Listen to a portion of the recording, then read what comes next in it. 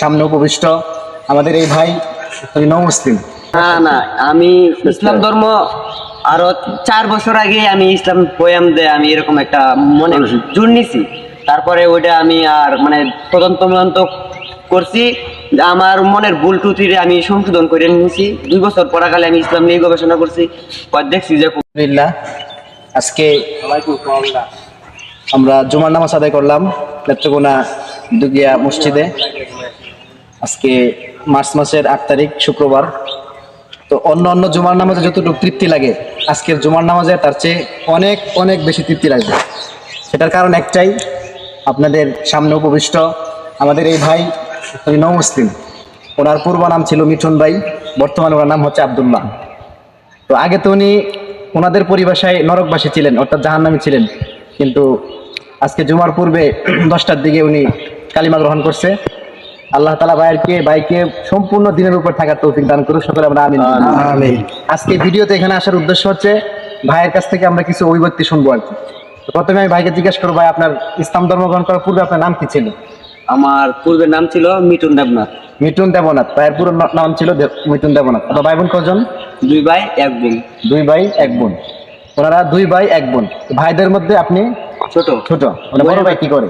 বড় ভাই এখন সরকারি কলেজে পড়তেছে, অনার্স নে। মানে বড় ভাইয়ের নাম কি? জুটন দেবনাথ। জুটন দেবনাথ। আপনার বোন ছোট? কি করে আপনার বোন? পড়ালেখা করতেছে আটকাপাড়া স্কুলে। মাশাআল্লাহ। High school. আপনার আব্বা মা তো এজন্য আসছেন। আলহামদুলিল্লাহ।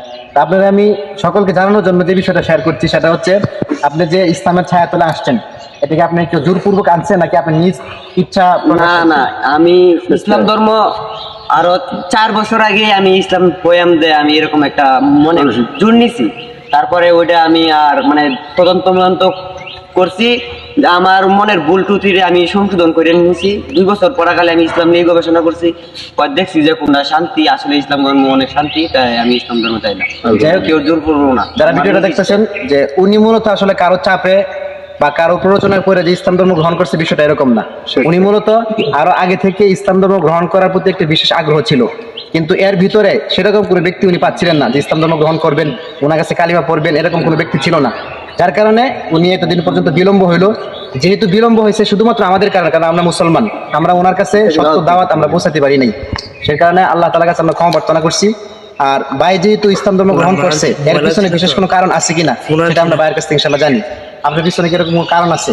কারণ তো এমন ধরেন, আমি আল্লাহর খালি কারণ হিসেবে বলবাম, আল্লাহ ছাড়া আমার কোনো কারণ নেই। আর এটাই আমার চেষ্টা থাকবো যাতে আমার পরিবারে আল্লাহ হেদায়েত দান করে, সেটা কোনো আমার মধ্যে। আজকে তো আপনার জীবনের ফার্স্ট নামাজ হয়েছে নাকি? জুমার নামাজ ভালো লাগছে, খুব ভালো লাগছে। আপনি যে জুমার নামাজ আদায় করছেন, এই জুমার নামাজের মধ্যে আপনি আল্লাহর কাছে প্রথম কোন জিনিসটা চাইছেন? প্রথম চাইছি যে আল্লাহ, আমিও এই জায়গাটা আসছি, আমার যে মতো তুমি তোমার দান্দায় আমার জন্য পাগল বানাইছো, তেমনি আমার পরিবার তোমার দান্দা মানে কতটুকু শুকরিয়া, এটা মানে ভাষায় ব্যক্ত করতে পারতেছেন। একজন নমুসলিম মানুষ যিনি ইসলাম সম্পর্কে টুকি নাকি ধারণাও রাখে নাই, অথচ দেখেন ওনার দাঈ উম্মত এবং দাঈ হওয়ার যে একটা সৌভাগ্য এবং চিন্তা চেতনা, এটা কিন্তু ওনার ভিতরে আছে।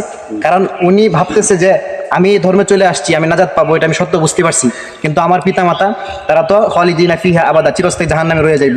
এই জন্য উনি জুমার নামাজের মধ্যে যাওয়ার মধ্যে আল্লাহ তাআলার কাছে এটাই বলছেন যে আল্লাহ যেন তাদেরকেও ইসলাম ধর্ম গ্রহণ করার মানে কবুল করেন আল্লাহ তাআলা। যে দ্বিতীয় কোনো বিষয় আল্লাহর কাছে আপনি চাইছেন, এরকম আছে? দ্বিতীয় বিষয় চাইছি যে আমার একজন হুজুর আছে, বুঝছেন, হুজুরে আমার ফোন করে বলছিল যে ওনার সন্তান হয় নাই, তাই আমি আল্লাহর কাছে খুব মন থেকে বলছি যাতে হুজুর একটা সন্তান দেওয়ার জন্য আল্লাহ আমিন। আল্লাহ তাআলা কবুল করুন। মাসুম মানুষ, নিষ্পাপ মানুষ। আল্লাহ রাসূল সাল্লাল্লাহু আলাইহি ওয়াসাল্লাম হাদিসে বলছেন যে আল ইসলামু ইয়াহদি মা কানা ক্বাবলা, ইসলাম ধর্ম গ্রহণ করার সাথে সাথে আল্লাহ তাআলা পিছনের সমস্ত গুনাহ মাফ করে দেন। যেহেতু মাসুম নিষ্পাপ মানুষ, ওনার আল্লাহ তাআলা অবশ্যই কবুল করবেন। তা আপনার কাছে বিশেষ একটা আবেদন হচ্ছে এটাই, এবং আবদার হচ্ছে আপনি এখন আল্লাহ তাআলার কাছে একটা জিনিস বেশি বেশি চাইবেন, যে আল্লাহ যেন আপনাকে দাঈ আলেম হিসেবে কবুল করেন। শুধু আলেম না, দাঈ আলেম হিসেবে। কারণ পৃথিবীতে বর্তমানে 800 কোটির উপরে মানুষ, এই 800 কোটির মধ্যে মাত্র 160 কোটি মুসলমান, বাকি 640 কোটি সবাই অমুসলিম। ওরাও তো মানুষ, ওরাও তো আল্লাহ তাআলার যে নিয়ামত, এই নিয়ামত পাওয়ার উপযুক্ত ছিল। এই যে রৌদ্র, এটা সবার জন্য সমান, এরকম না যে মুসলমানরা পাইতেছে ও মুসলিমরা পাইতেছে না। প্রত্যেকটা নিয়ামত যেহেতু আল্লাহর পক্ষ থেকে সমান, তো ইসলাম ধর্ম গ্রহণ করাটা এটাও সবার জন্য সমান। যাই হোক, তাহলে আপনি কি এটা চান আল্লাহ তাআলা আপনাকে দায়ী হিসেবে কবুল করুক? এখন আপনার করণীয় হচ্ছে আপনি মার্কাজে থাকা, মার্কাজ থাকার পরে এলমেদিন শিক্ষা করা, এলমেদিন শিক্ষা করার পরে আল্লাহ তাআলা যেন আপনাকে বড় একজন আলেম হিসেবে কবুল করেন। আমরা সকলে আমিন বলি। যাই হোক, সর্বশেষ আমার একটা কথা হচ্ছে সকলের কাছে, যে আমরা সকলেই অন্য ধর্মে যারা আছে তাদের কাছে আমরা যে সত্য ধর্ম এটা ইনশাআল্লাহ পৌঁছায় দিব, কারণ উনি ধর্ম গ্রহণ করার সাথে সাথে কিন্তু ওনার পিছনে সমস্ত গুনাহ মাফ। এই মুহূর্তে আমাদের এই মজলিসের মধ্যে সবচেয়ে নিষ্পাপ মাসুম, যার কোনো সগীরা গুনাহ নাই, তিনি হচ্ছেন আমাদের আব্দুল্লাহ ভাই।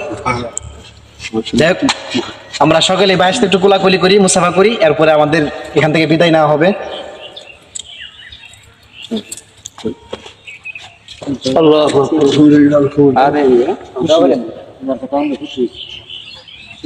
চলেন।